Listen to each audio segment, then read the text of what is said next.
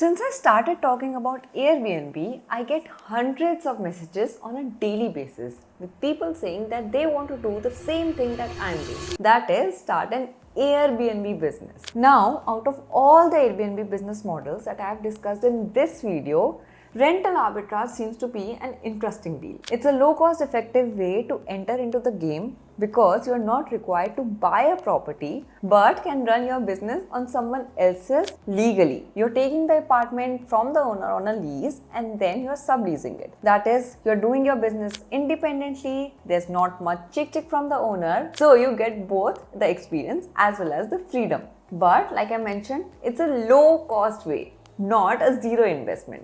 I did put in money to set up my business. I did invest to run it monetarily because there is no return if you don't make any investments. In this video, I'm going to break down all the initial costs that I had to bear to get my first property and put it on Airbnb. This video is going to be super helpful for all those people who are looking to start this kind of a business, and especially for investors who are planning to invest and leverage the short-term rental market to increase their yield. So do press the like button to let me know that you prefer these kind of videos. In this discussion, we are going to talk about the broader heads that you might have to bear the costs of and what your expenses might look like. Now, one thing to note before we begin is that the starting point of our discussion will be that you have decided your location, you have decided your kind of property, you have decided the target audience.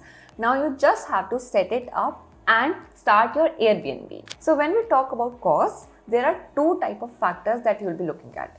One would be your recurring cost that you will bear every month, and the other would be your one-time or the initial investment part. I will talk about my experience, try to draw analogies from that to give you a better understanding of what your cost heads could be like, and will also cover other markets such as Dubai, as I was able to talk to a few hosts and do some research.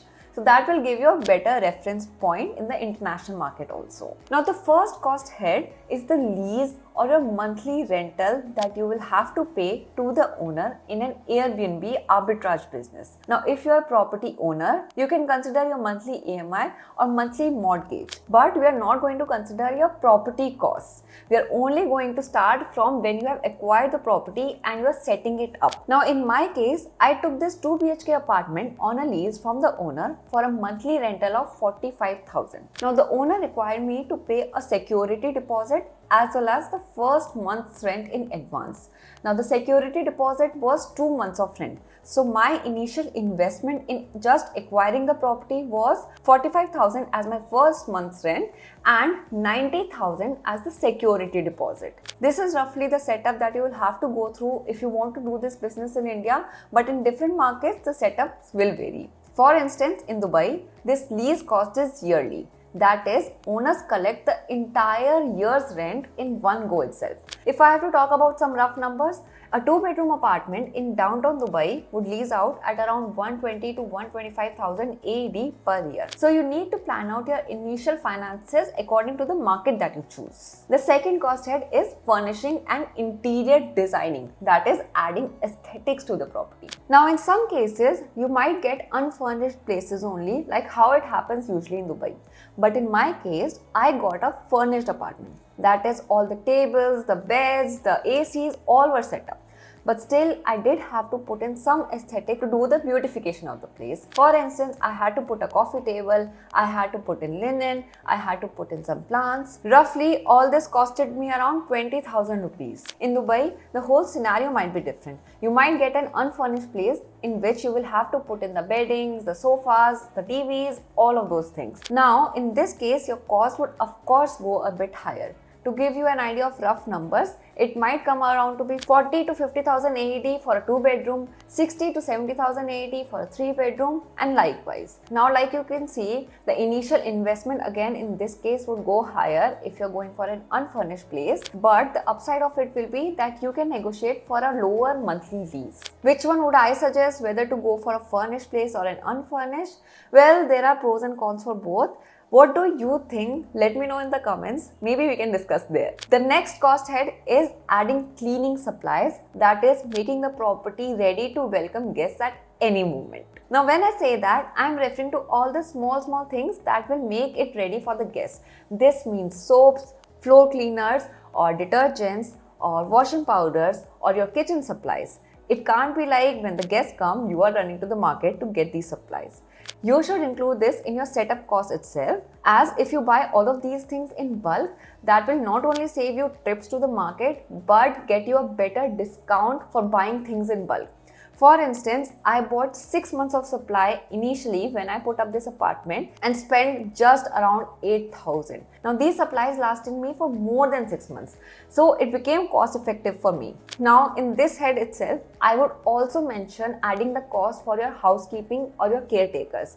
Now this model also differs from place to place. For instance, in India, we usually hire a full-time caretaker for all our properties. My caretaker takes a salary of 4,000 rupees per month. He does all the housekeeping, he makes it ready for the guest check-in.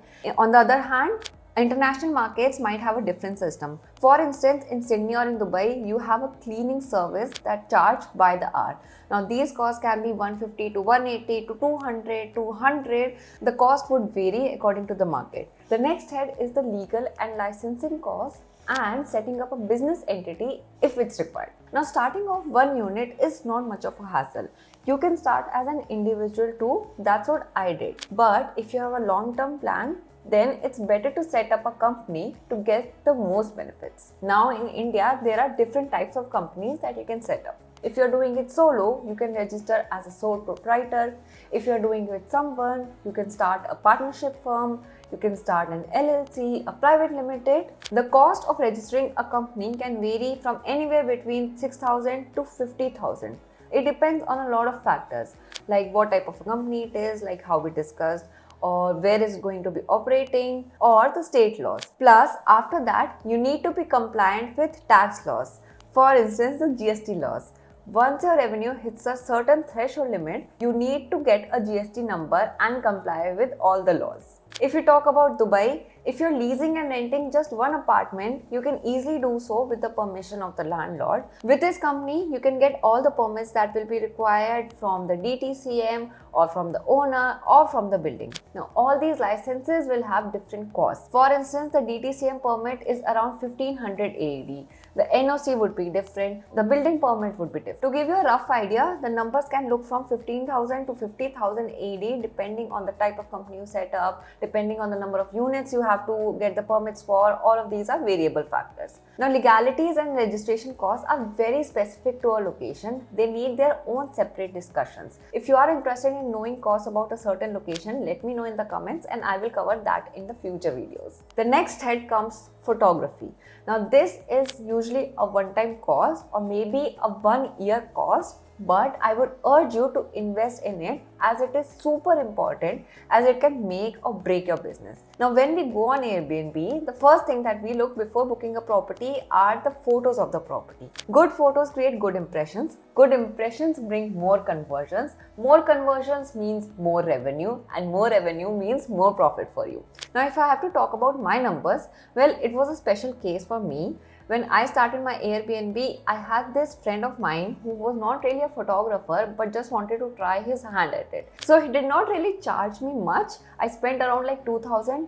But to give you a realistic figure, for a 2 BHK in Goa, it can come around to be 8 to 10,000 depending on your location. Yes, there is a feature on the app that helps you get a quote of photographers for your kind of property in the location that you're looking at. Now I have put up some screenshots to give you a better idea about what photography costs would look like for different kinds of properties that I have. But for a fairer cost, it's better to look in your market, in your location. The next cost head is hiring staff or outsourcing. Now, if you even only have just one property, you can't be there at all times, especially when the guests are there. And if you have other work going on like me, I have a full-time job along with it, you really can't be there at all the times. So you will need to have people to look after in case your guests require something. Now, hiring these employees and outsourcing work, again, the cost would differ from market to market. For instance, my caretaker charges different salary for my apartment or for my villa. It's around 4,000 for my 2 BHK and around 10 to 12,000 for my 3 BHK villa. Plus in India, employees don't get advance payments. But again, like I said, everything is location dependent. In some markets, even your employees or your cleaning crew or your housekeeping crew may require advance payments. So you need to be cognizant of that too. The next head is your marketing cost. Now this is kind of optional. You're not really required to invest in marketing at the start itself. I did because I wanted to get a better idea. I wanted to check how it actually works. I spent around 10,000 for word of mouth, collaborating with different media houses and social media. But I have to point out, if your market has a higher number of listings and it is popular for Airbnbs already, then you may be required to get that additional push from marketing. You may be required to invest in it. Last head is your setup cost. That is all the costs you'll have to bear to be on the ground to set up your property. Now this includes your travel, your food, your lodging expenses. All the small costs that you undertook to go to the property and to set it up, to get it running for Airbnb include everything in this head. Flights, food, hotels, cabs, include everything in this head. Now I can't really give a fixed number in this. Also, I did not really spend a lot in this. I was already living in Goa near my property. All the cost that I bore was my petrol cost that anyway I had to bear since I was already living here. Now you can explore some more areas to make your property better, but I would say these are completely optional. You don't need to necessarily expend on them. For instance, you can invest in better utility setup and management like energy efficient solar panels or digital locks. Then you can better your safety and security measures. You can add a fire extinguisher, you can install cameras, you can add in alarms. Then you can go for additional insurance. Now Airbnb give hosts an insurance cover, but you can go for an additional one in case you want to do direct booking or you want to utilize other platforms. Further, you can also use some platforms to streamline your whole business process better. For instance, there are a lot of PMS softwares to manage all the bookings on one software itself. However, here I would say it's not really necessary if you're doing just 1 or 2 listings, because again, they will be an additional cost, but you have to understand your business model better. Now, I hope after all this discussion, you have a better understanding of how much it can cost you or where you are likely to spend when you start an Airbnb business. Here are some quick key takeaways to consider before we end this video. The first one, higher investment does not necessarily mean more ROI. This is super important. You need to know what is your business model. You need to understand what is your target audience and what do they like and dislike. Then you need to make your investments accordingly. Second, in choosing furniture or adding aesthetics or doing any kind of property modifications, prefer durability over fanciness. I have number of glasses being broken every second month. I've had furniture broken. I've had my walls spoiled. Make it a thumb rule. Look for items that last long, not just look pretty. The third point is for managers who are doing rental arbitrage. If you don't have a long-term lease that is more than 1 year, make your investment choices carefully. You don't want to get that kind of a furniture that you can't move from one place to another, that won't look in another place in case your first apartment lease does not get renewed. But go for things that are more generic and more wholesome. This also applies to property owners who are running their own Airbnbs. Do not get obsessed with one kind of a look. Focus on more long-lasting, more evergreen kind of vision, because market trends can change anytime. One day Airbnb might be booming in your area, and the next thing you know, there might come a bill that puts a stop on all short-term rentals, like how it happened in California. So you must do your cost analysis accordingly. Your strategy would differ if Airbnb options limit in the future. However, I don't think that is much of a concern if you have a good rental market such as Goa, Bali, Bangkok, since these places majorly depend on tourism as their main source of income. So there you have it. If you calculate the numbers, I ended up investing around 1.8 lakhs to get my first property running on Airbnb. Now, of course, these are all variables. Like I said multiple times during the video, it depends a lot on your location, on your property type, on your audience, on your vision. But these are the broader heads. Now, you need to do your own research and look for opportunities that you can optimize. If you found this video to be interesting, do give it a like. And if this inspired you to become an Airbnb host, you can sign up on the platform using my link in the description. Let me know what other areas you would want me to cover, and I'll see you on the next video.